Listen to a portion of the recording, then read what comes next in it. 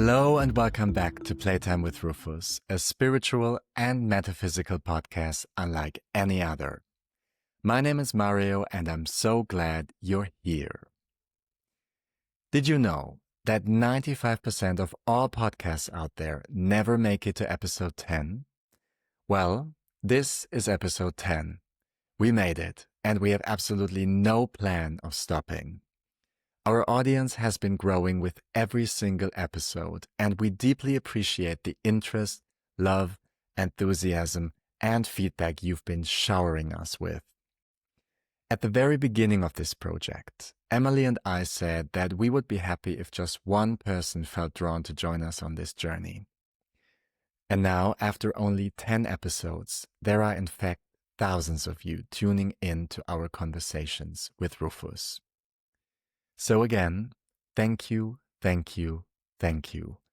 This is all for you, and we love knowing that the project resonates so strongly.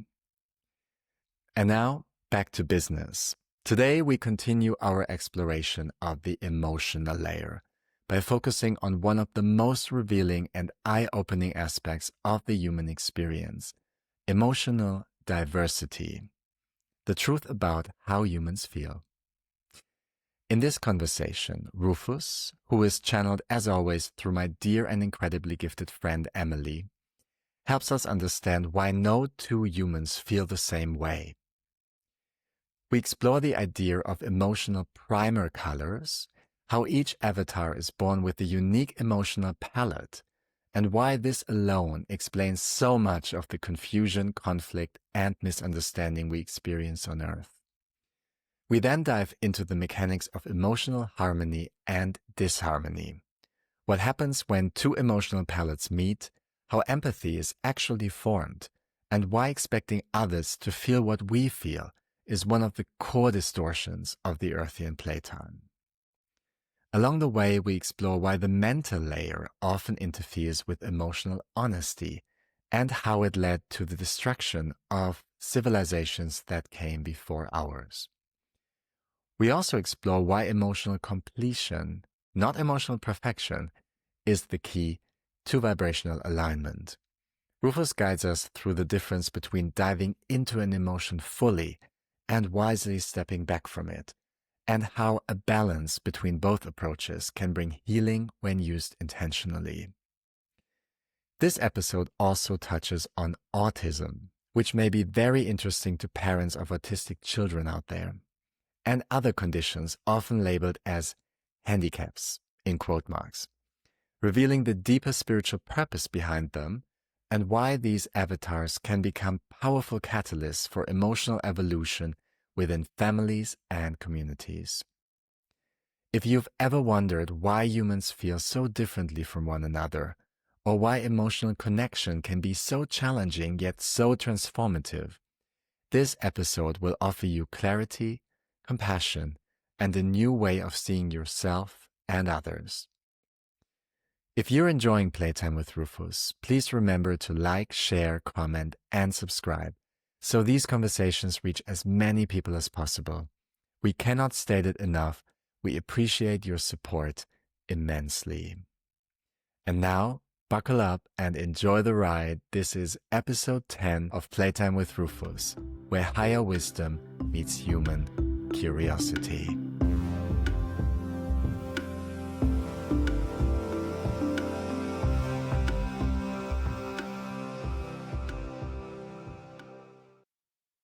And I would now like to ask Rufus to integrate themselves into the body so we can speak to each other again. May I speak to Rufus again, please? Yes. Welcome. Well, thank you. Thank you for being with us here today. You're very welcome. Are we ready to start the conversation? Yes, we just had adjustments, but we are ready to start.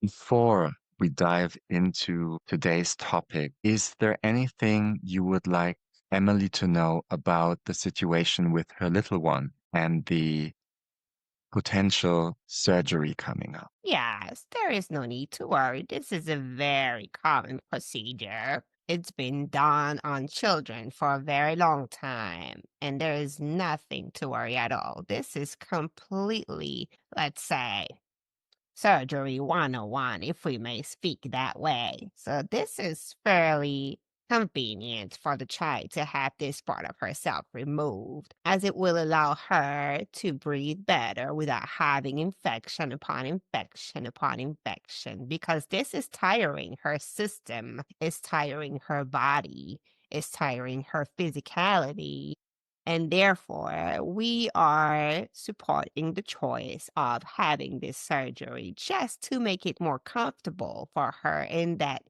envelope of hers. Because having ears infections upon ears infection is not quite pleasant, and it can also damage her cell a little more. And we would recommend not to go there. So this will be appreciative of her, let's say, non-avatar self to preserve her avatar body in that sense and have that actual surgery. So the parents could relax on it. There is nothing to worry about. It's very common. And in this case, we believe it is necessary. All right. Is there anything you would like Emily or other parents for that matter to know about this phenomenon that children have a lot of infections in a row in a certain part of their body? Because my niece, for example, did a very similar experience, went through a surgery as well. Why does that happen to children at that age? This is due to the environment they are coming in. There are a lot of stuff, like you said, polluting probably their surrounding, and their body needs to adjust to that. And sometimes it is not fully prepared to the amount of pollution there is in your air or to the amount of germs they are exposed to, and it creates a little too much of stress on this part of the body that is highly sensitive on children. So this is probably why the infections are occurring, and this is also probably why the physical body is not fully equipped yet to handle the amount of pollution or infections that is created in the body, and therefore, let's say, responding to this stress with this phenomenon, it is easier in order to help the physicality of the player to feel better, to just remove it. Just see this part of the body, especially in young children, as highly sensitive and highly receptive to the infection and possible pollution it might be exposed to. It's, let's say, triggering this part of their vehicle in a high fashion, if we may use that term, and it will put some stress that will very much need to be put at ease. And in order to do so, the easiest way is just to remove that highly sensitive part of their physical vehicle. Okay. And the removal of these parts don't pose damage or harm to the physical system. No, in this situation, it will actually ease it for them. Okay. All right. So the child will not miss anything, any part of the body that is important for. It would not, Okay. Thank you so much for clarifying. of course. Emily was wondering whether it would be possible today for you to give her an extra boost of energy since she has been experiencing fatigue. Absolutely, we could do that. Increase her energy level with her consent, of course. It would just require of us to pump up, if we may say, her frequency or her vibrational frequency in order to give her a little more energy. This is probably easier for us than it is for her, actually, because we can sense the fatigue is there, but it is not a problem for us to boost her, like you said. There is no issue with that. We could actually do that for her today. But there is always a but. She needs to understand that even if we implement energy in her today, if we boost her, as she might call it, or you might call it, we will not be able to sustain it long term, right? Because we are not inhabiting this vehicle every day of your existence. So we could boost it right now as we are borrowing it, but we would not be able to sustain it. She will have somehow to figure a way to sustain this boost if she wants it to last longer. I see. Is there any advice? Are there any recommendations you want to give to her in this context? Why, she will probably needs to boost the immune system. She knows the drill. There is a lot of stuff that could be ingested in terms of food, nutritious food. With a high level of vitamin C, that will be a good way to go. She could take a lot of citrus. Citrus is good for her. Ginger is good as well. She could use a lot of rest, if we may say. See, the problem with Emily right now is that she feels the fatigue because she's not properly resting. And don't get us wrong, she is trying. We know that. But because of the situation and the fact that her life is entangled with others right now in her family system, we are speaking of the little one, of course, and also her husband with who she's sharing her life right now, and also other people that she's directly connected to. She is depending on this system. So she is not alone in the matrix, in her matrix, and she cannot just rest the way she need or wanted because it involves other parties now, and she is depending on them as well. So even if she's trying to get more rest, then her system being composed of several players will be affected, and she will not be able to gain the amount of rest necessary if the others are requiring some non-rest of her. Do you follow us? That makes sense. But we can say that she has a trip planned for next week, and this trip actually will give her a little more rest. It will reduce her system because she is going alone and she is going into her parents' house, which will be basically creating a system that is more centered around her and will give her the opportunity to rest a little more All right. if she Yeah, takes it. I Yes. see. All right. Well, I'll let her know what you said, so Yes, thank she's you. briefed. Would you like to give the boost now or at the end of the session? She's already having it.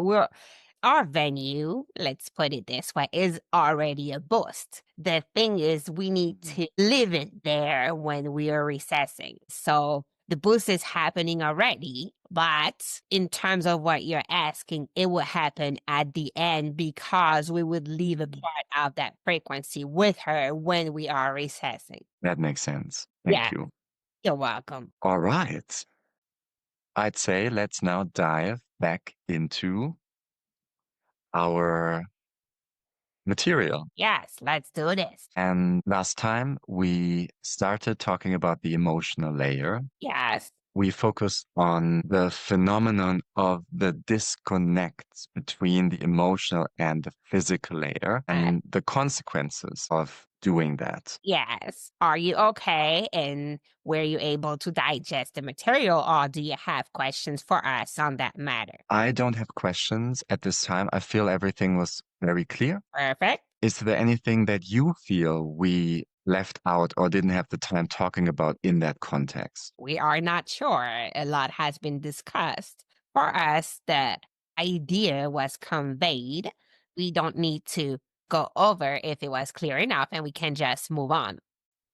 All right, then let's move on and let's explore the emotional layer further. What is another essential aspect pertaining to the emotional layer that you would like to speak about? Well, we would say the most important aspect of the emotional layer is that it's kind of the core of it all. It's kind of in the center. So in that sense, it's almost the trigger to any other layer according to the quality of its connection to it, if that makes sense. We explored last time the connection to the physicality, and we saw how it could be, let's say, directly fully connected, or it could be controlled if the connection will go through the mental layer first. So this is actually a good way to see how it operates. Emotion will be the core, the center of it all. Then it would send the signal to any other layers. And then it could come back to the emotional center, or it could go out to the physicality of it. So it's kind of like, how could we describe it? Let's say the emotion will be a seed, and the rest of the layers will be the fruits that will shape around the seed. Does that make sense to you as a visual? Does.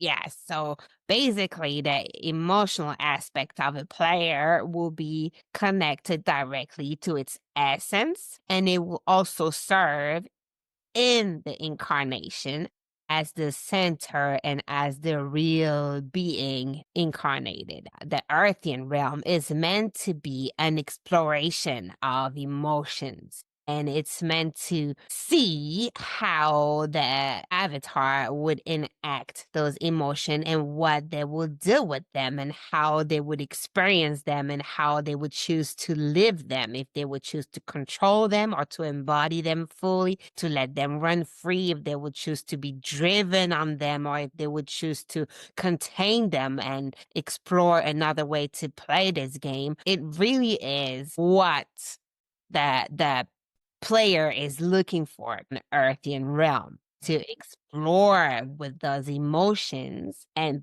put that energy in motion and see how they explore them being incarnated.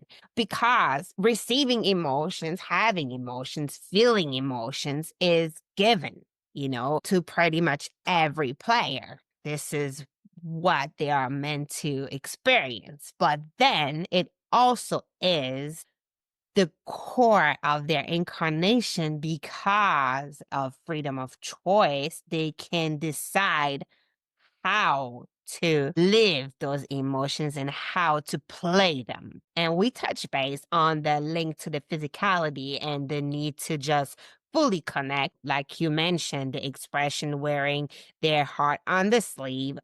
We could say their emotions drive them fully and be the conduct of their actions on a daily basis. We also touch base on a player having a more controlled way of living and acting and reacting on their emotions and deciding if they were showed or not, deciding if they would be tempered or not. So we already talked about this, but maybe today we could talk a little more about the non-conscious way of having those emotions and how they are playing a role in the evolution, in the incarnation. Let us try to be a little more clear on that. Emotions are raw. This is something that you cannot fake being incarnated on earthen realm. This is something that will come to you. This surge of emotion, this feeling, the feel of it will come to you without you to be able to do anything about it at first, right? This is actually a cheating code. You're feeling something. You're having an emotion. Then this emotion can be played or not, can be accepted or not, can be pursued or not, can be directed or not, can be controlled or not. But this is your true way of playing this incarnation.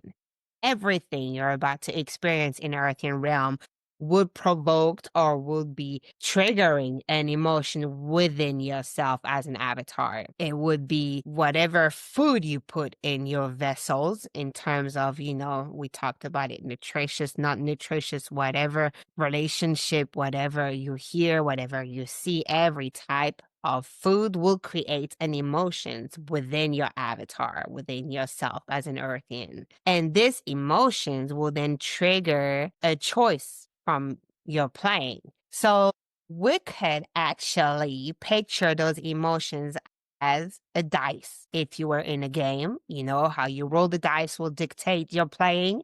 then your emotion will be that dice. How you roll your emotions will dictate your play. Is that a good one for you? Yeah. Yes, perfect. So whether you are feeling, let's say, high frequency emotions that will be able to be bundled with love, with joy, with bliss, this type of emotion, or whether you are contracting lower vibrating emotions that will be of fear, melancholy, sadness, this has nothing to do, let's make sure that you understand, with good and bad. We do want to break that thing because this is not what we're talking about. Sometimes avatars or humans are deciding that because it's joy, because it's high frequency, because it's love, because it's this, it's good. And because it's sadness, because it's lower frequency, because it's fear and everything is bad. Right. We're not talking about this. We do not like to speak of good and bad because this is actually already translated. If you can measure something good and bad, you're already making assumption at a given time, but your assumption might not be true for the next second. So this is not our intention to categorize emotions are good or bad, or this is a good emotion or this is a bad emotions. We do not like to use that. So from that on, everything we're going to mention, we want to make sure that you understand it is not our intention, or it is not coded, or it is not underlined with the idea of good and bad. Is that okay with you? Do you understand that? I understand. Okay, perfect. So, yes, you could have an emotion of higher frequency that will put your vessel in a higher frequency that would create repercussions in your mental body, in your physical body, having a higher frequency. And yes, you can put lower frequency of emotions that would have an effect as well. But it's not because those emotions are high or low that it will automatically mean that is, evolving for the high and regressing for the low. This is not at all what we are calling accurate.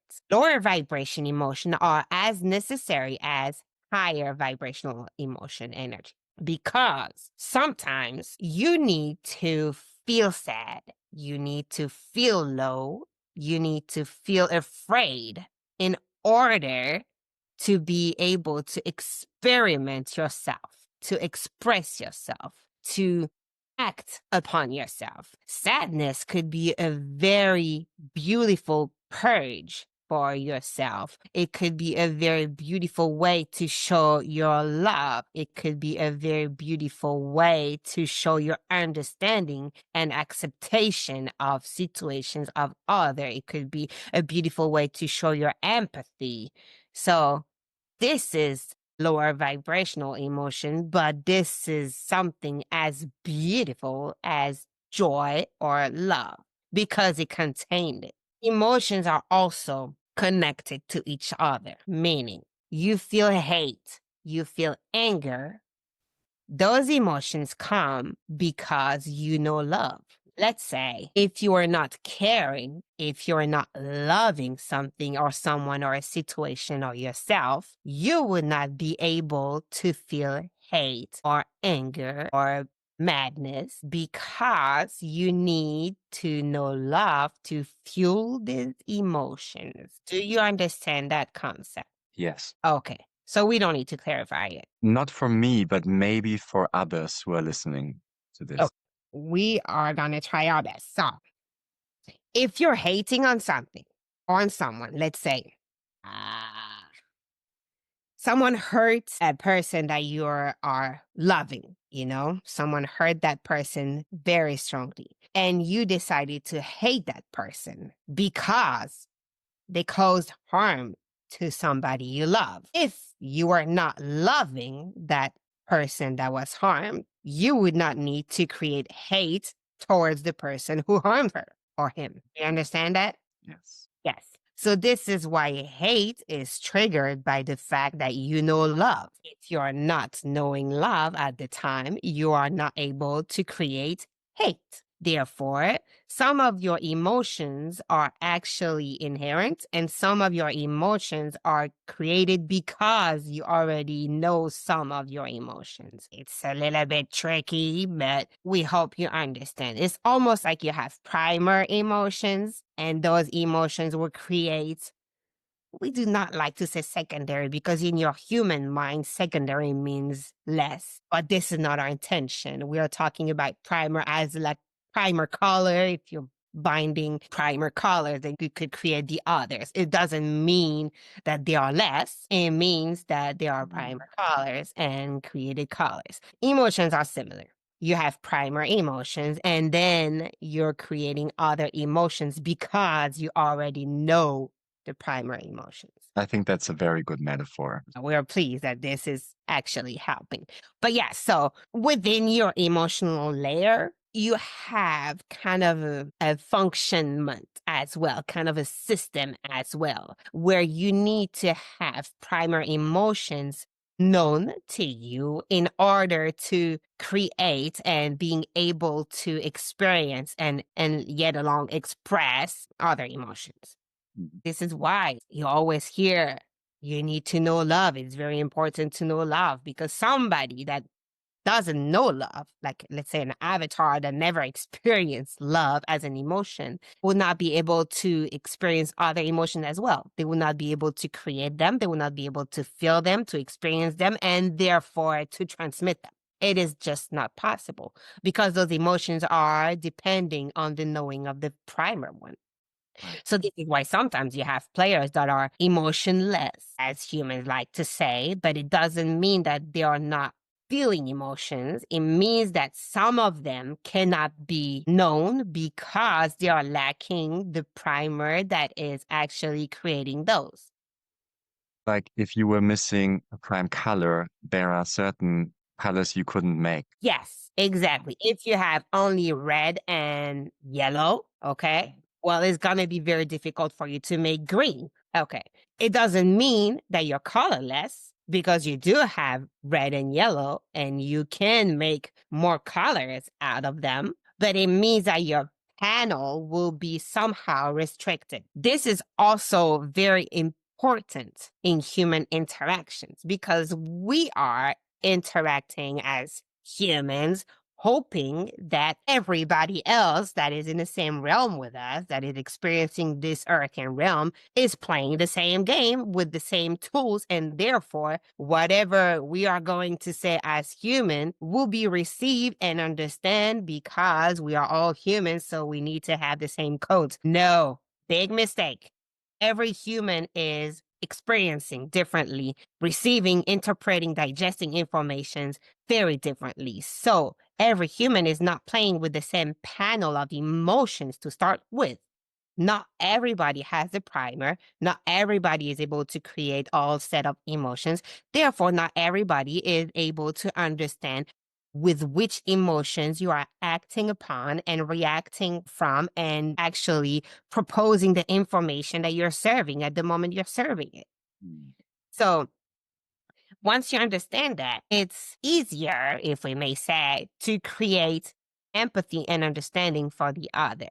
Because, let's say, if you have two avatars having a big emotional interaction, if each other can recognize that the one is right now experiencing a certain set of emotions that might be different than their own set of emotions, and this is probably why they are having a hard time connecting because they are coming from two different emotion sets. If they can recognize that, acknowledge it, be okay accepting it that, okay, I'm on this set, they are on the other set, therefore we're going to bump head. It's okay.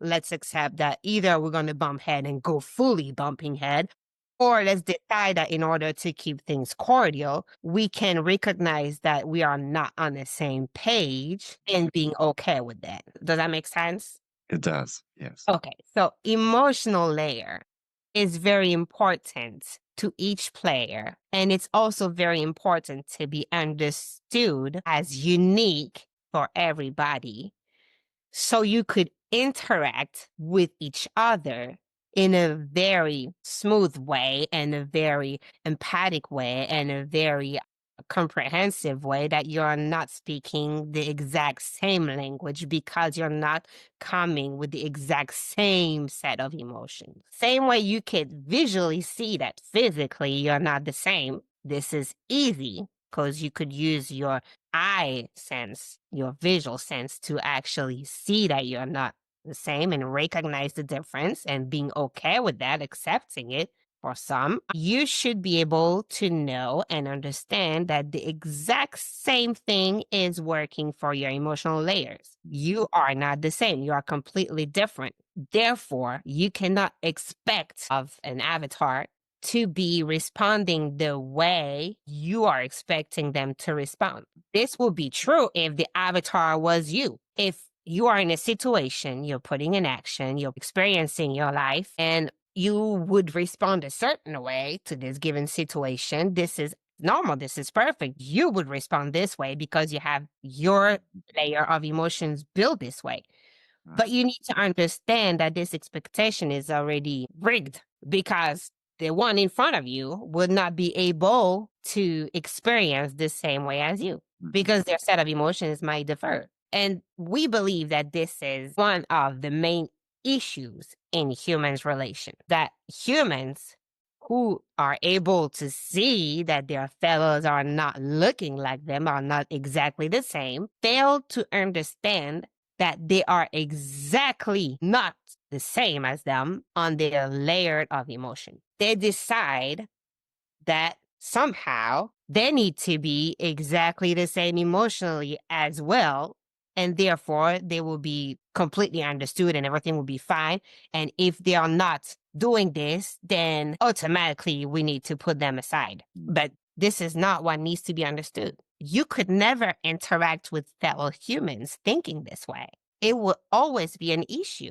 It will always result in you being, let's say, in deception, in resentment, in all this kind of emotions that you will create because you do not recognize the emotional layers of each player to be different from yours. Does that make sense? It does, yes. So you see those sets of emotions, resentment, deception, disappointment, all of these ones that carry a lower frequency, those are the ones that could be hurtful, not sadness and what we covered before. Because of your interaction with others and because of what you decided that you wanted others to possess as an emotional layer, you would create emotional vibrations that would actually not be prolific to your evolution.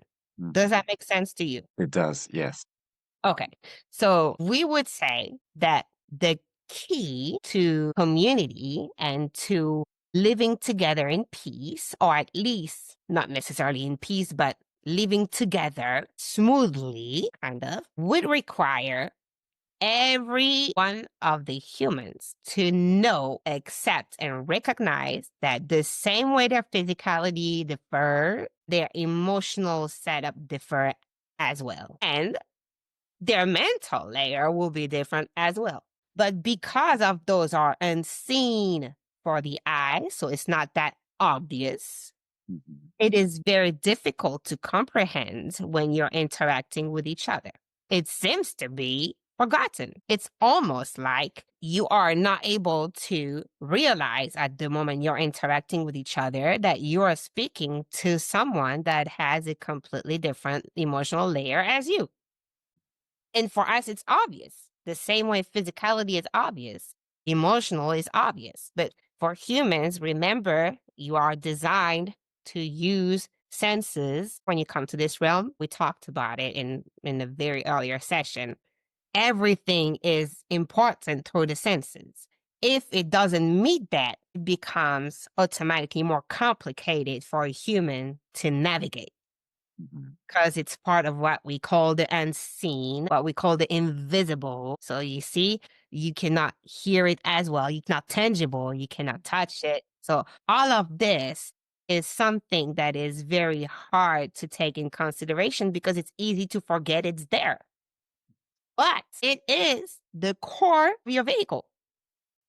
What you cannot see or what you cannot bring through your senses is the core of your vehicle. This is the core of your operation. This is the core, the center of how you're about to experiment and how you're about to experience life as an Earthian. So this is very important to each and every player to understand, not only for themselves, but also for the ones they're going to interact with. If you want to raise frequency, because this is what we were intending to discuss on, how to evolve, how to raise our frequency as a human being, how to better align ourselves. If you want to do all this within your emotional layers, then you need to understand first that the emotional part of yourself is what's driven you. And second, that is completely different from your fellows. And therefore, you cannot expect a fellow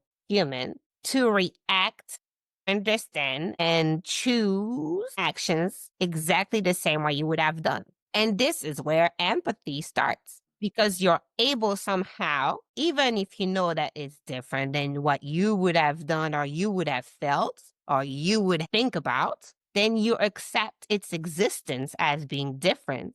And you now start to feel it. You'll now start to take it in consideration, take it as a possibility, understand it, receive this set of information. And even if it's not the information you're playing with, you recognize its existence and you're able to somehow include this set of information given from a fellow into your experience. Does that make sense? It does. Yes. So this is what we could add to the emotional layers, with keeping in mind and objective the fact of evolving as a human species and the fact of aligning within ourselves as a human.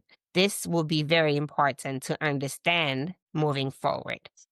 I believe very profound point to make. Thank you for that. Yes, you're welcome. And I would like to add that it seems like a very interesting design feature to hide the true essence in the hidden part of the avatar. Yes. Imagine you're sending an avatar to play on a physical, materialistic world, but you're sending it with a core that is not visible this way, that is not known this way, but that is somehow directing the entire play. How amazing is that? Yeah.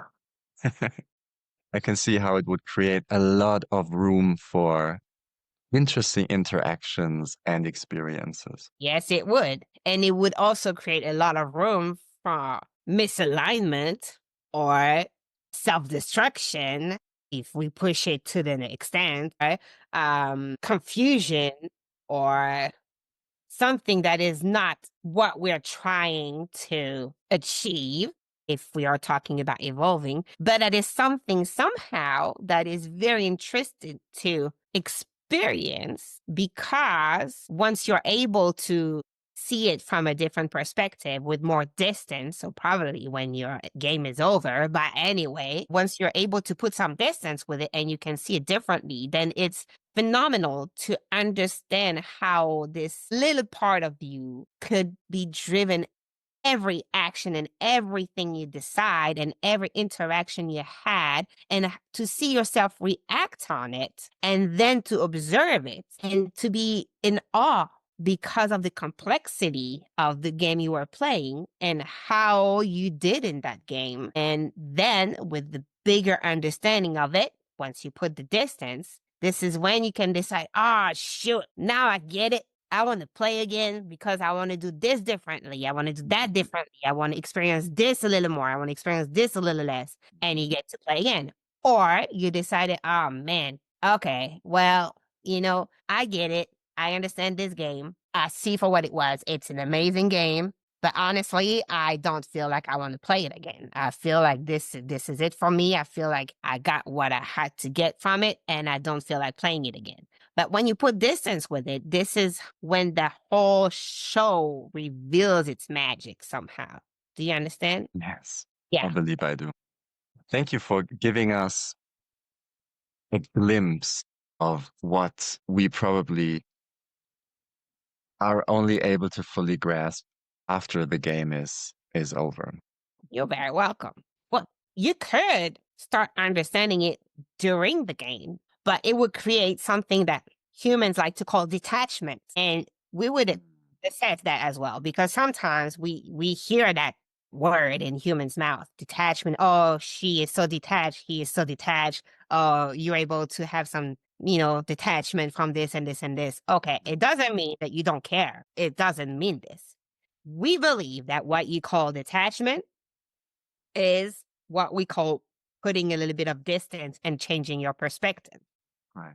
Because a human that is detaching, that means somehow they are not involving so much of their own emotional layer in the mix. They are putting some distance so they are able to recognize others' emotional setup in the mix, accept them, and decide that this situation can not only include their own layer, but everybody else's layer. This is what detachment is about. If you're able to do that, then you gain clarity somehow on your game and on what your next move might be regarding what your intention is, because it allows you to have some distance and to include every layer involved at this moment. Does that make sense? Not only every layers of yours, but every layers of the humans involved in that moment. So the image I get from what you're saying is that there are times when it makes sense to fully indulge in the emotional weather, and at other times it makes sense to take a step back and maybe perceive a bit less of those emotional depth and see it from further back. Yes, absolutely. And you can go back and forth, because sometimes we hear that humans should not be intense within their emotions, that is dangerous, that is not well seen, and yada, yada, yada. Well, in our end, it's quite different. We would recommend somehow that if at one point you feel an emotion that is so strong that you'll dive in strongly, full in, dive in it, swim in it, even drown in it. It's not a big deal. But once you went completely within it, get yourself out right away. Because if you don't leave this emotion fully, it will not be completed. It will always call you back in. So let's say somebody who lost someone, because this is one of the most common case. Somebody lose somebody, like their game is over. Well, they don't know that they're coming back on our side. They think it's done because they don't physically have them with them anymore. So they feel extremely sad because it creates a lack. They are missing the person, and it's absolutely normal. They feel sad. But for some reason, when this sadness hits, some of the humans decided to not fully embrace it because it makes them weak, because they should not expose themselves vulnerable like this, because they should contain it, because you can give it like a zillion because, right? So they will not go fully into that emotions. What it creates is that emotions is not fully accomplished. So it will come back each and every time. It will come back. Something will trigger it. It will come back, and they will never be able to somehow make peace with that emotions because it will never be explored completely. Whereas if the same human decided that for the time it would take, they would dive in this emotion, shower with it, rub themselves with it, completely embrace it, be completely immersed with this emotion. At one point, because this is how you are designed, this emotion will somehow vanish and become peace because they would have completed it and explored it to the extent. They would have somehow, we do not want to say finish it because it's not an appropriate term, but they will have mastered, completely, fully embraced it, accepted it, completely, fully experienced it, lived it. And therefore, they will be able to move forward because now this emotion is completed.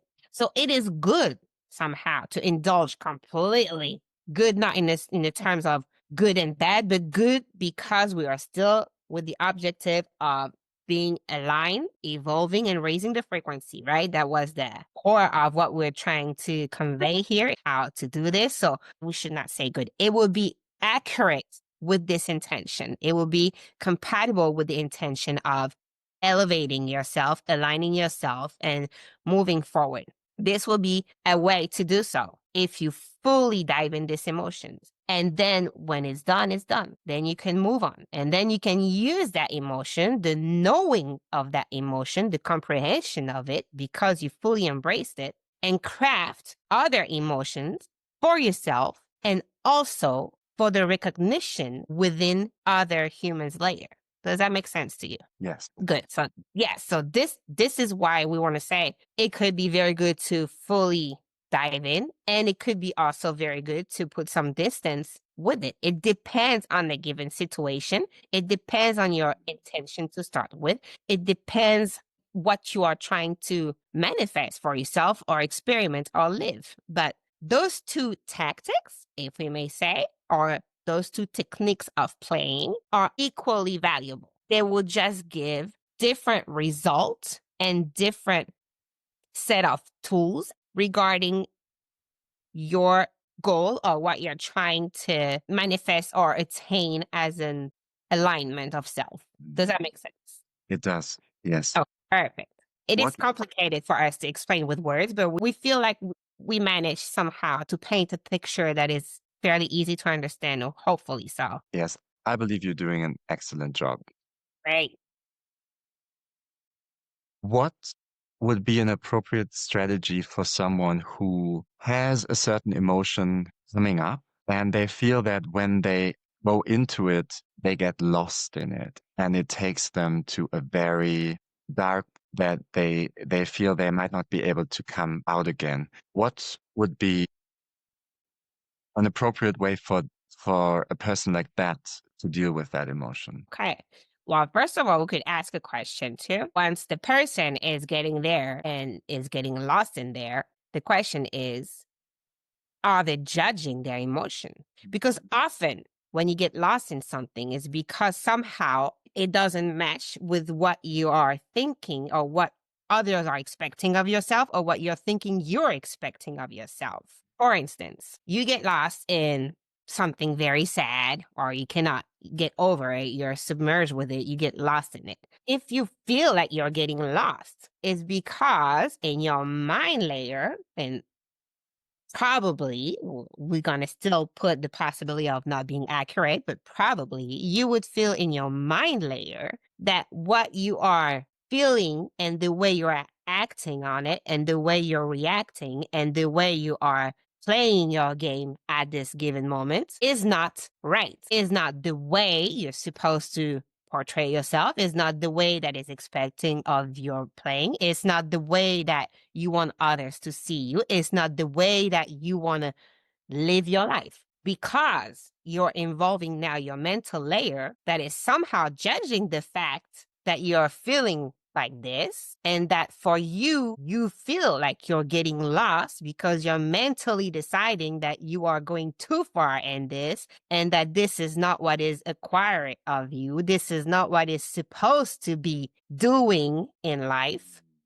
Then you're automatically putting judgment on yourself, consciously or unconsciously. And this is why you're maintaining yourself in there. This is why you're feeling that you're getting lost in there. See, this is two different things. If you were living, and we cannot guarantee that because we are not humans and because there's always exceptions to rules, but to our knowledge and in our experience of the humans realm, whether we're participating or not, we can say that a human getting lost, as you said, in this feeling, these emotions, is most of the time due to the fact that their mental layer is partnering this emotion with a judgment on it and with a sense of this emotions not being accurate and not being right and not being relevant for what they're trying to manifest.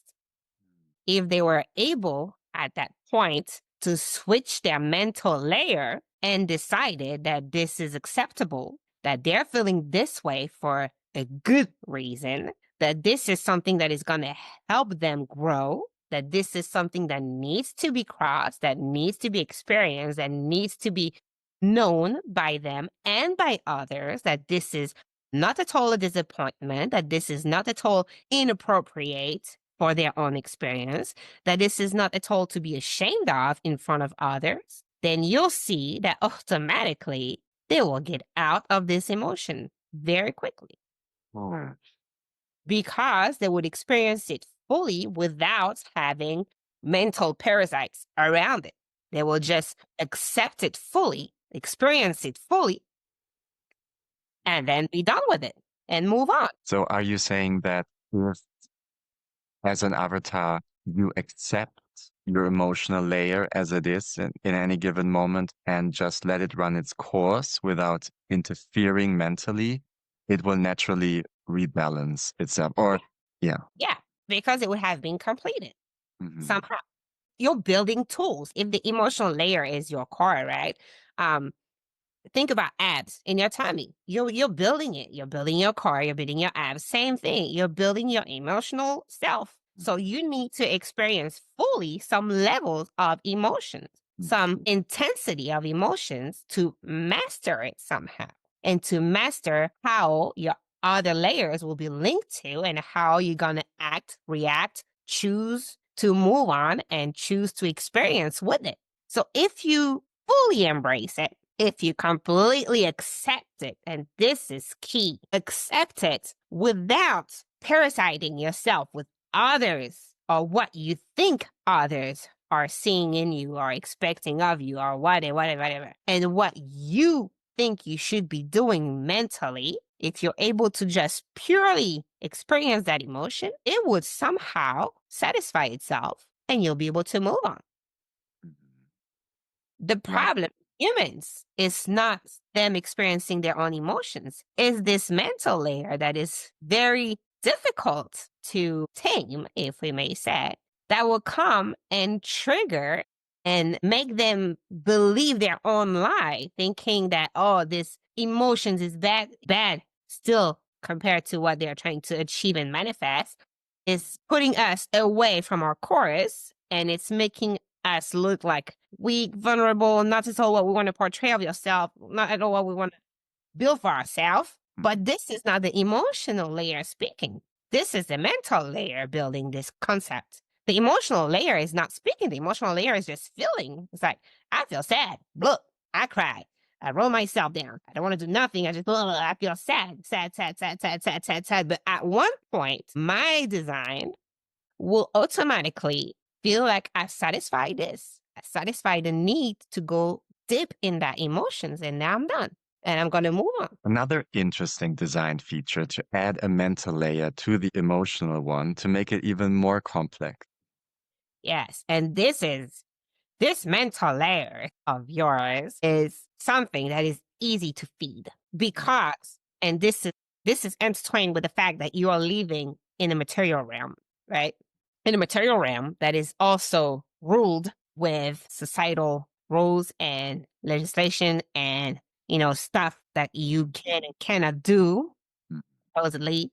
So because you're living in a system, you're living in a playtime that is already ruled with its design and everything. Within this playtime, you're living in a society, and this society will be built upon your land of living. If you're living in a specific country, then you'll have to obey by the rule of that country and yada yada. You're living in a society within this society because the society you build as a family, friends, or whatever. So you see, it's like the Russian dolls, right? You have many, many, many, many, many, many. And all this is actually tapping into your mental layer. It's building your mental layer. It's straight down connecting to it because it needs to be intellectually processed in order to understand rules. It needs to be intellectually processed. The intellectual aspect of yourself will be directly to your mental aspect. So all the societal, all the institutional, all this aspect of your experiment in Earth and Playtime will be linked to your mental layer. And frankly, if we have to say, depending on where you're born, most of the Occidental world, let's say, is strongly based on mental. Is strongly based on your mind layer. It's forgetting almost about the spirituality of yourself. It's forgetting almost about the emotional aspect of yourself, or it's telling you at least to control it or to not display it. Right. So there is a lot that is pushing this mental layer of yours? And probably a good question will be why. But if you understood what we're trying to convey up until now, you would know that somehow your core, your key, emotional, the parasite's mental. If the parasite is stronger, guess what? You're not controlling your core. You're controlling yourself. You're almost like self-controlling. So if a society or if rules can push that button to the extent, they would not even need to be controlling a population. The population will be self-controlled. Do you understand what we're saying? I believe I do. Yes. And then, because the latest one you will see is the physicality, Mhm. imagine what it creates. It's like baffling somehow that humans nowadays believe that the most important aspect of themselves will be the mental layer, when the parasiting layer of themselves is the mental layer. Mm, And this is why nowadays they are talking about awakening, they are talking about shift, they are talking about rising of the frequency, rising of the spirit, is because some of you are finally realizing that your spiritual aspect, that your emotional aspect is way more important, or at least has a bigger place than it's been given compared to the mental layer. I see. Is this distortion that has taken place towards seeing the mental layer as the most important one? Is this something that has naturally evolved to be that way? Is it just something that we as human beings have at some point decided? Or could it have gone another way? Well, it could have gone another way for sure. But at one point, remember, Earthen Realm is driven by actions because you're living in materialistic world, right? You're not living in ethereal, you're just living in tangible, right? Right. You need to put everything into actions. But when you look at the history of humans, more actions have been taken that were not driven by the spirituality or by the emotional, but we're driven by the intellectual mind, at least in terms of shaping your world. If you look into other part of your world, in the parts that are said to be jungled or tribe or ancient, whatever words you want to call that, the society is built around different principles, correct? Right. And those societies somehow are living in better harmony with their natural surrounding, better harmony within each other, better harmony with themselves. They are able to somehow align easily, to heal easily with plants and stuff like that. So their rules, what they've been feeding their society, was targeting a different layer of the human design.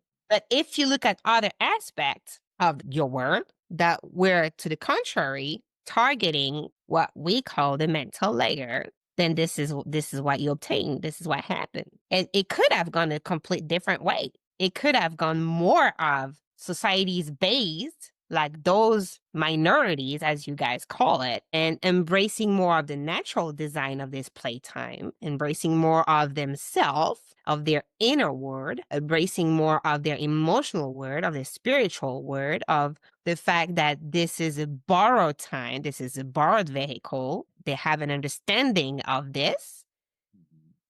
It could have been a completely different world. But this is not the case, is it?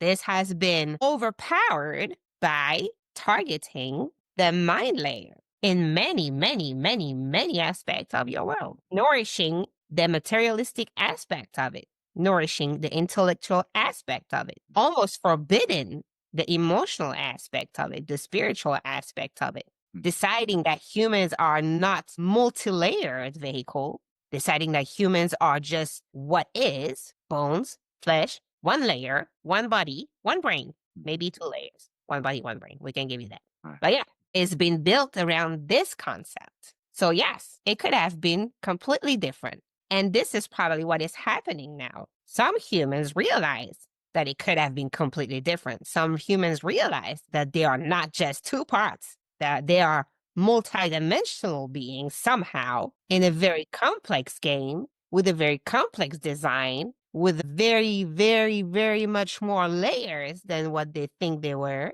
And they start understanding what is pulled, what is targeted, what is triggered, because they decided to look inside for a minute and pause everything that was given to them and just decided, oh, let me go inside and see. And then I can decide what I choose to receive and integrate and digest. This is what you guys call the awakening. So is it going to be counterbalancing the world as it is now? We are all waiting to see. But to answer your question, it could have gone a completely different ways. Absolutely. But because Earthian Realm was based on freedom of choice and add on to that the veil of forgetting, then here we are. Would it be correct to say that different approaches have been experimented with on this planet, in this playtime in our past? Because what comes to mind are the ancient civilizations of Lemuria and Atlantis. Yeah. And I feel that those two civilizations had embodied different approaches to the different layers of the human complex. They have. They have to a certain extent. Because at one point, some of those civilizations that were up to a very embracing all layers part of society built, at one point, they also got overpowered by targeting one specific layer. So see, this is probably what is made the strongest in your realm. And this is probably because the realm is so tangible, is so physical, is so materialistically based that it fits perfectly with the mind layer. That even if it starts embracing all the layers, somehow it's going to feed a little more towards the end, at least, the mind strength in whatever you decided to do with it. And this is probably what happened to ancient civilization. You're talking about Lemuria or Atlantis. This is exactly what happened to them. They were actually embracing fully the multidimensional being that they were, but at one point, they decided also to go a certain way. They decided to go and experiment in a way that would lead to their destruction. And why? Not because they were embracing emotional aspect or spiritual aspect, but because they were embracing mind aspect, intellectual aspect that would allow them to manipulate what was given into this world to them. So is this just built in tendency in this playtime? Is it just to be expected that this will always happen? Yes and no. It's been put there as an experiment to see how a being that is to start with not made at all of this layer coming in a vehicle that has been added this layer will interact in the realm. And apparently this layer, when you take the being out of its comfort zone and putting in a game, is very, very powerful. The mental layer. The mental layer. Because to our belief and our knowledge, it is the one that is firmly linked to the way this game is put together, the mental and the physical. Right. Because those are the two layers that you can measure. Remember, emotional is hidden inside of you, right? Spiritual is something that some of you guys don't even care with them because they're completely forgotten. Mhm. But the ones that are actually measurable is the physicality and is your intellectual parts, how you comprehend, how you analyze, how you can, judge or criticize, or how you can think. All of those are aspects of your mental layer. And those two, physicality and mental, are the ones that are also tangible in your realm. Yeah. Yeah. This is why it probably is the most easy to feed and the most easy to pull because it's linked to the aspect of this world and how it's been built. Yeah. That makes a lot of sense. And Yeah. that's why I would say, from my humble perspective, that it's somehow to be expected. It It should be expected is that this is. expected, but it's Yeah. also, remember, on our end, because we are not incarnated and we know that we are energy beings, we also somehow perhaps believe that we'll be stronger than the game. Right. Yeah. Thank you With so a much. clap. Yeah. You're welcome. there was another question that I wanted to ask. I think you definitely touched upon the influence of the mental layer on the emotional, and I believe we'll be talking more about the mental layer, right, when we come to Yeah. that. So maybe let's skip that one. And right, earlier today, you talked about the different set of colors, so to speak, that we are equipped with coming into this playtime. Yes. And what comes to mind is different painters who have different palettes of colors that they paint differently with, of Yes. course. And their paintings will automatically look different because they're using different colors. Yes. Those sets of colors, is the color palette, so to speak, is it pre-selected by the player before entering the playtime to have a certain kind of experience? To a certain extent, yes. So let's say before you incarnated, remember you choose certain stuff. This is why you come, because you Mhm. have intentions of experiencing a particular aspect of yourself. Or maybe try something completely new and experience something out of it. Whatever you choose, whatever the reason of your venue to this realm is, there is a part of unknown and unexpected that is there, because even if you choose to go experience some stuff, specific emotions, even if your palette that was given will allow you to experience those, as soon as you arrive, you're automatically creating new palettes or new add-on to your palettes. Like we mentioned before, remember you have stuff to start with, but then when you come in, you start building upon those stuff, and they are turning into new creation. Right. So therefore, yes and no. Your palette will be designed for you to experience what you clearly express or desire to experience, but it will also be designed to be expanded and to be transformed and metamorphosed, if we may say. So once you arrived in your earthen realm, you could transgress this palette and make a new one completely, or you could just add on to the existing palettes. And therefore, once you have these new palettes, it is very hard, if not impossible, for you to know, as in, the original being that you are, to know how you're going to respond and how you're going to experience with it. So you will have an intention, and you will have a goal, if we may say. When you come, you have like yeah, we can say goal. I think that's an accurate word. We can say goal. So you will have goal or intention to manifest in that game. But because this game also gives you freedom of choice and forgetting in multiple layers, some of them you do not have to start with, and that you do not know how it feels to experience, then it would create a completely new set of unknown that could happen to you that are not possible to plan ahead. Does that make sense? It does. And this is also why it's a very, very, very praised game, because it allows you, even if you are an energetic being that know self very well, to be surprised at yourself. It allows you to be amazed at what you are able to do or not able to do, given the circumstances of Earthian playtime. So it's a combination.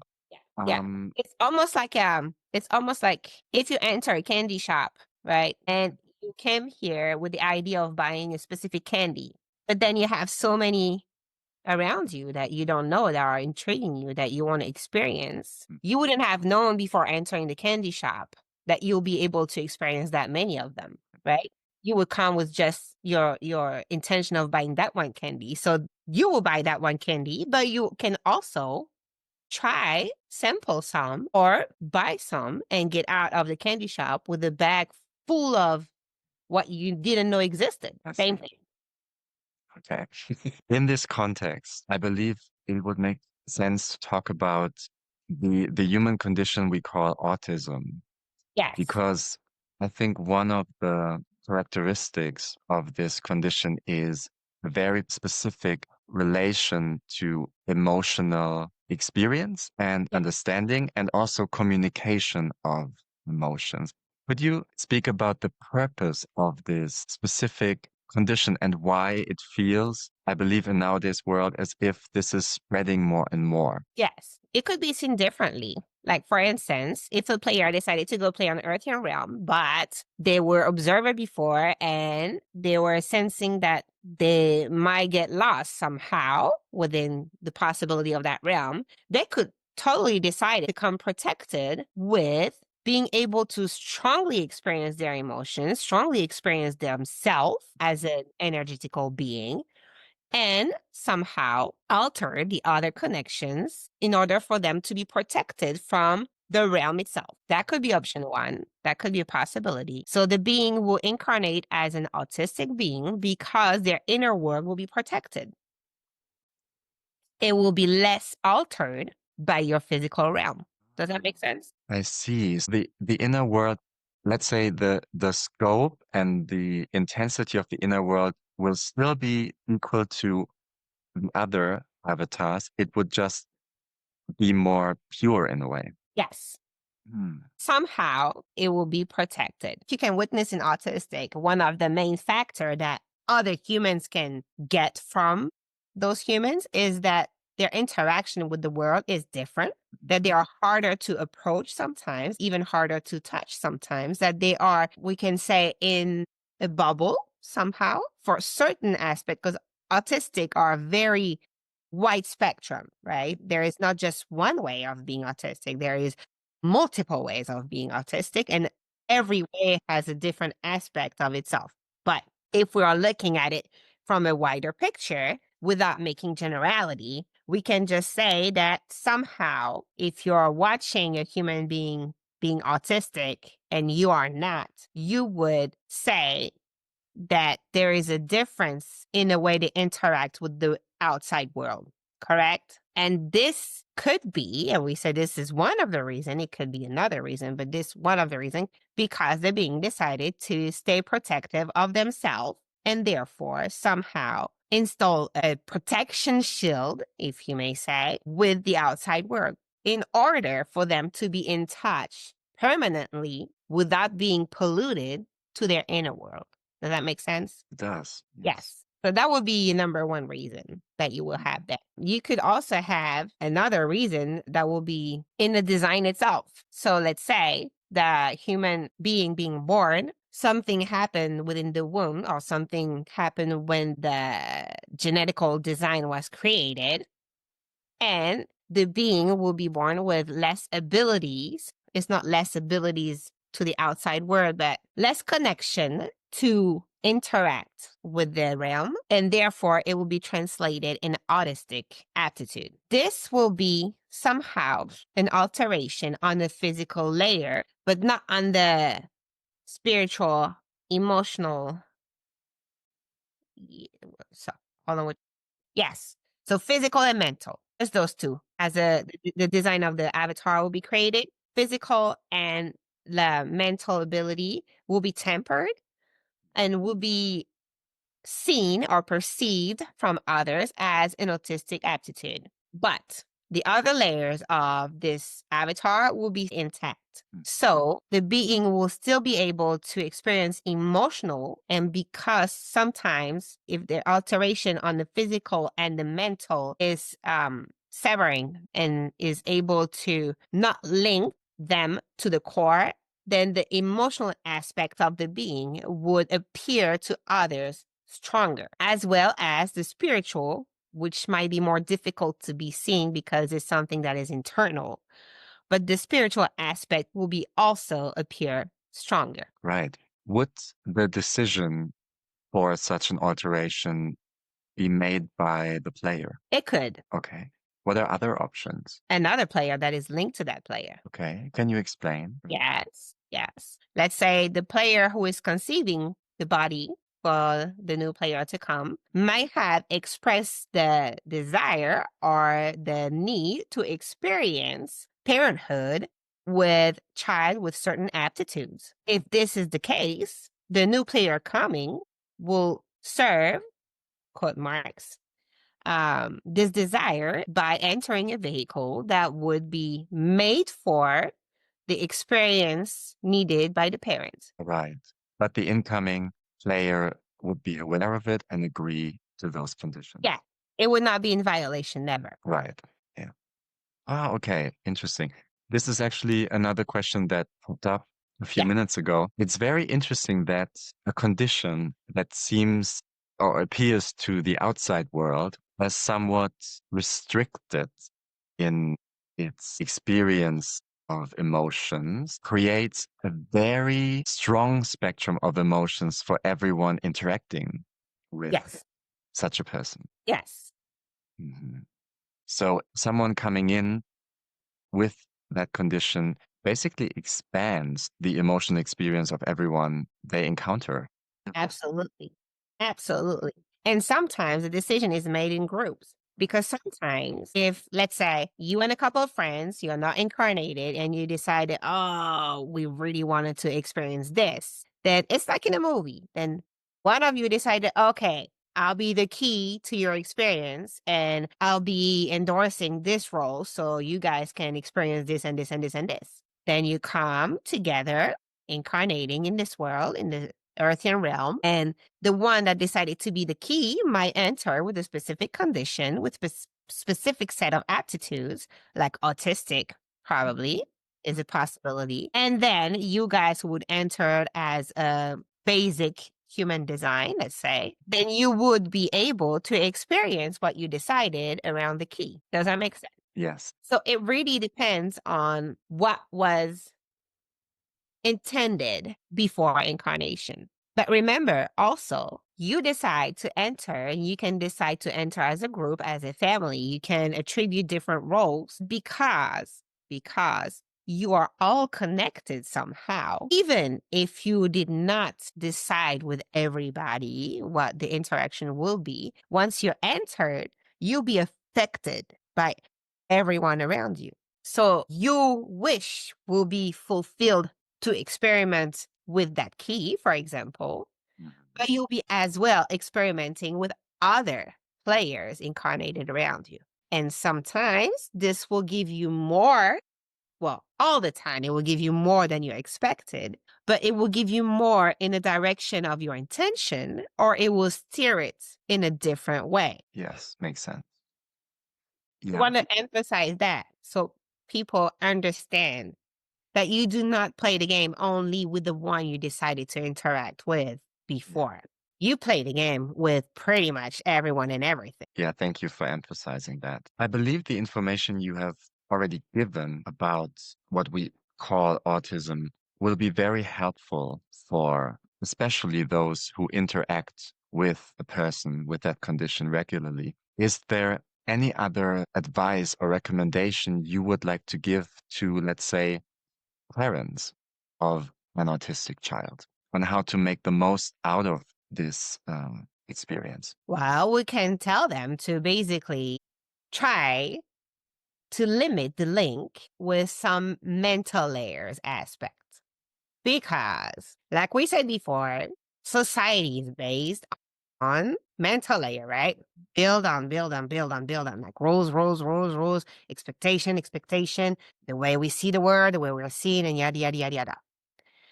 Parents of an autistic aptitude or any other, what would be called different aptitude, will be linked to their mental layer with the idea of what's expected of us, what's expected of our child, how the world is seeing us, how we are navigating through this realm, how we are interacting, how we are being judged, how we are judging. If they can cut rapidly some of the mental layer aspects, this will allow them to enter more easily their inner world and therefore to accept and receive and recognize as well the inner world of their children, which will result in a way easier way to interact with their child and to receive what they have to offer. Because the frustration that can come within parents of a specific aptitude child is not necessarily from their own being, but it is from the construct of what's being projected or expected or putting into their mental layers. Do you know what we're trying to say? I believe so. Okay. So probably an smoother way to experience their own parenting with this beautiful specific aptitude child will be to somehow relax on the mental layers of the body, which is probably easier said than done because this can be very pressured, very, very, very, very heavy. But as soon as they enter their own emotional realm, their own core, and they shut up somehow what is linked to this realm on the outside, they will be able to meet the children on their own terms. Because remember, if we are mentioning before that autistic aptitudes come to somehow protect themselves from the outer world, they are in touch heavily with their inner world. In order to receive that information as a parent, they need to mirror it. Once they mirror it, the child will recognize it as well. And the connection will be made easier because they are now all interacting, having their focused on their inner world. Does that make sense? Yes. Okay. So it's very difficult because living in an earthen realm, you have to navigate through the physicality of the world, through the mental aspect, through the society rules and yada, yada, yada, and you have to respond to this. But every time you get a chance, when you don't have to navigate through this and you can just be with your child, try to meet them on the same level. Focus inward. Base yourself on your emotional aspect, on your spiritual aspect of your being, and accept what's been given to you from this child. Because most of the time, and this is available for applicable for any interaction, whether it's autistic aptitudes or not, whether it's basic humans or not, it's the same. We talked about it before. If you are able to recognize that every human has different set of emotions, that every humans is not going to respond like you, not going to interact like you. If you can hold space, accept that and take the information just like it is, this will make your interaction way easier with everybody, including an autistic child. The rule is true for everybody. This one is actually working. The only difference will be that probably it's a possibility that there is a protective shield that would not be able to be pierced if the child doesn't feel like it. It will put somehow what humans can call a barrier, which is not really a barrier, but it will put limitation on what the interaction can become on the physical aspect, at least, or on the mental aspect. But acceptance of this somehow would free it and will make the barrier look thinner. It is very difficult to explain with words, especially if you're not in the situation. But we are hoping that humans in the situation would understand what we're trying to convey. There are other ways to hold places, communicate, and being present for human beings than just what humans call regular, basic, normal way of communicating. It doesn't mean that if the usual aspect of interaction is not possible, that no aspect of interaction is. Again, there are so many ways of playing this earthen game, so many that you could always find ways to connect on a specific level with someone. Your body is made of so many layers that if the connection can be made between some layers, there will be always another one to be able to connect somehow to a fellow human. The key will be to accept that this might not be the way you want it or the way you intended or the way you would have preferred to make the connection. But it doesn't mean that it cannot be made. It means that somehow you would have to accept that your expectation of your mental layer, of your mind layer, is not met and will not be met. And if you accept that, you can release it and you can find other ways and cherish those other ways. And you need for that to be able to somehow go inward instead of receiving what's coming from the outer world. Because the outer world will not be in your position. Therefore, everything you're going to get from this outer world would not be of firsthand experience. It would be of what they're expecting them to know how to do or to be able to do or how to handle. It would be a mind concept, not a firsthand experience, including all your layers concept. So this is why turning inside will make the connection with the child easier and the communication easier, because all the layers will be involved. Some layers that are not connecting will be put aside, and some layers that are connecting perfectly will be emphasized. Does that make sense? I believe so.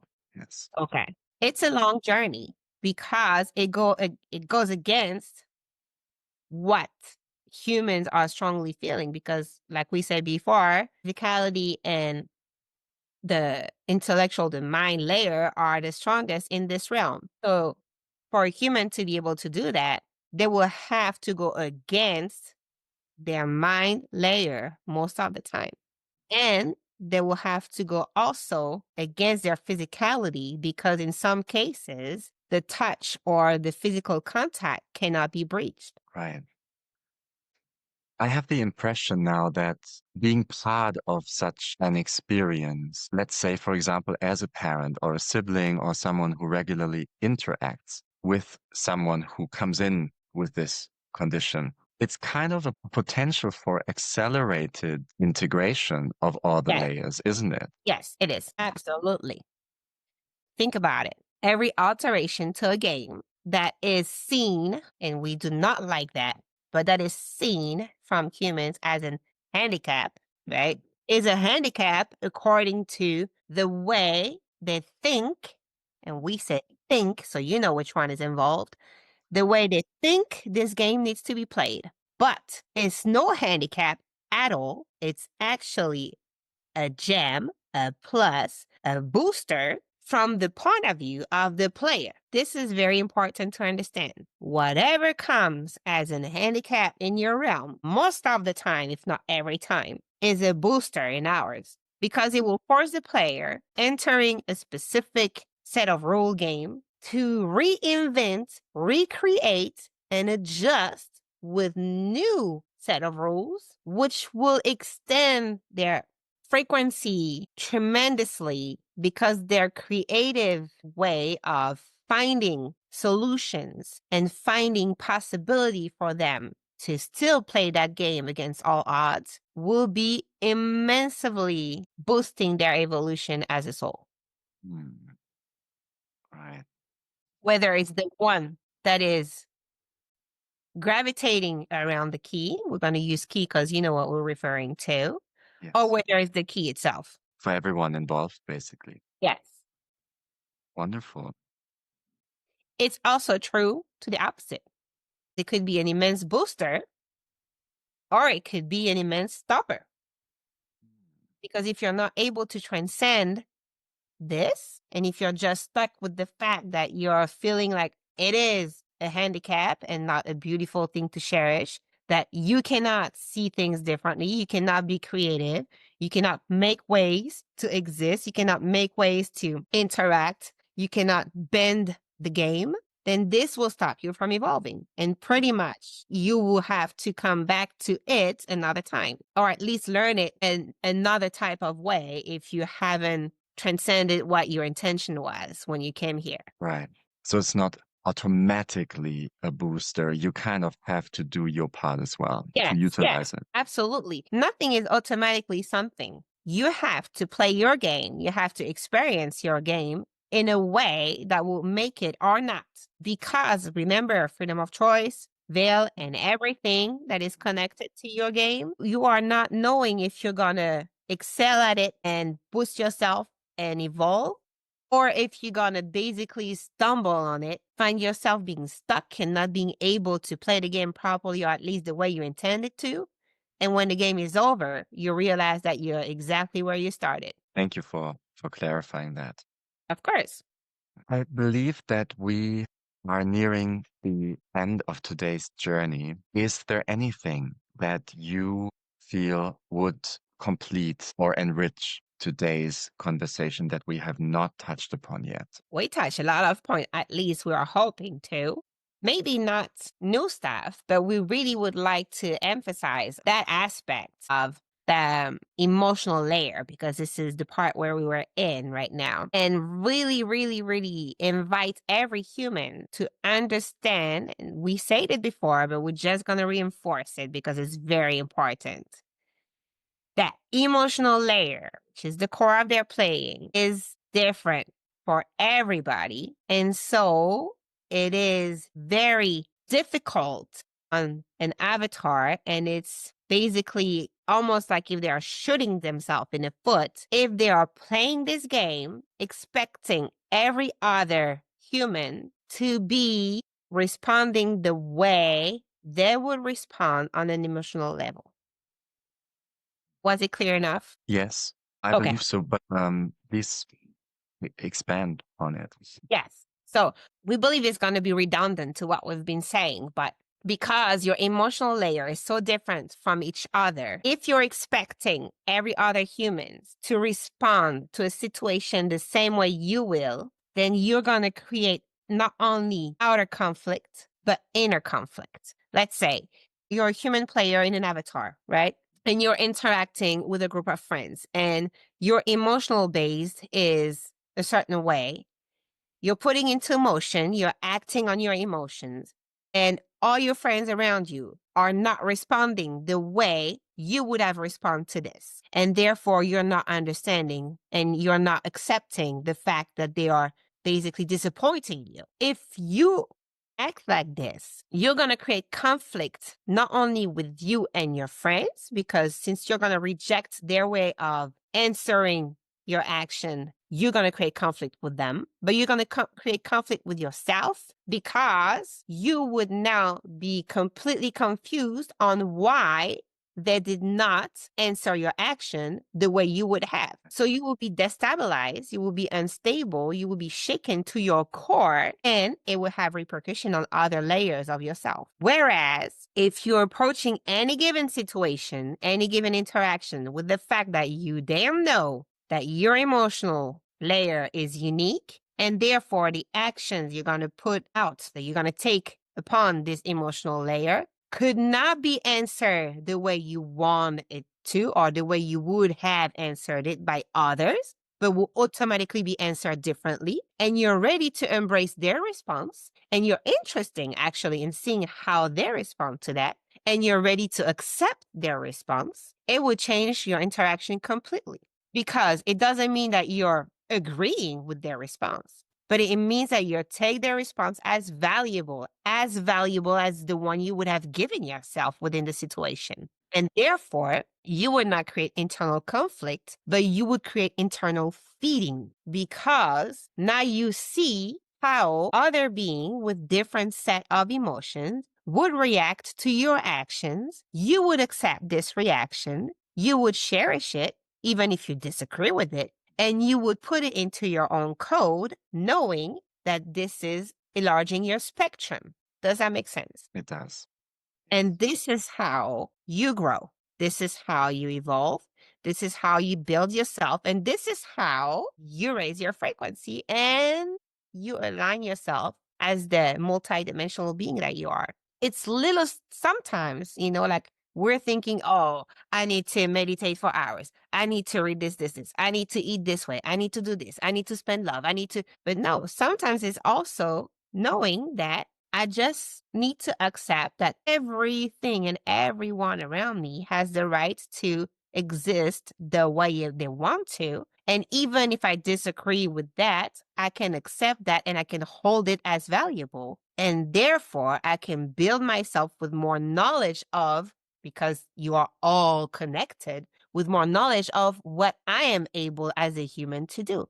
Because the way they are responding to my emotion today, even if today I would not have responded to myself this way, maybe tomorrow, this could be my answer because I accepted it and I witnessed it from a fellow human, and I took it with me and I expanded my knowledge of emotions. The day I am the one responding with this, I am not shaken. I understand it, I accept it, and I can move on from it. Do you understand? Yes, I do. Yes. You are all one. Everything is connected. So therefore, what you're receiving of others today could be what you're receiving of yourself tomorrow. This is very important to understand. Yes.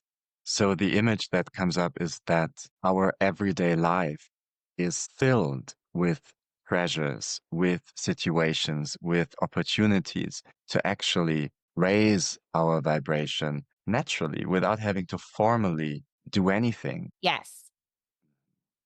Just your existence in this realm alone could be the key to raise your frequency if you are willing to play it with the acceptance that everything and everyone is as valuable as what you would have done or seen or said or felt in a given situation, and that you're accepting this as to be of value, which doesn't mean you're agreeing with this, which doesn't mean you have to be in resonance with it. It just means you have to accept it as valuable and as existing. And if you're able to do that with everyone and everything and every situation you've been given to, you're gonna exponentially evolve like super fast. It's something that is harder to do than we think, but it's also something that is the most beautiful and the most potent key to unconditional love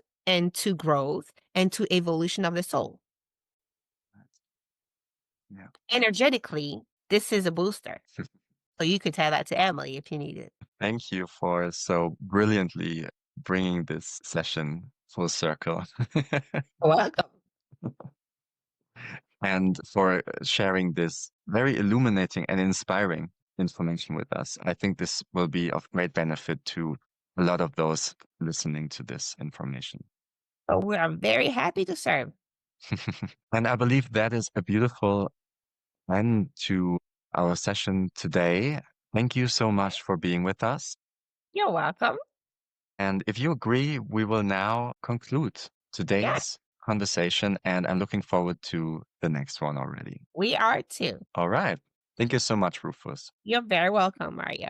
Until next time. Until next time, we thank Rufus and all others involved for the information and support they have given us today. With much love and deep gratitude, we are asking all energies and entities to recede to where they belong.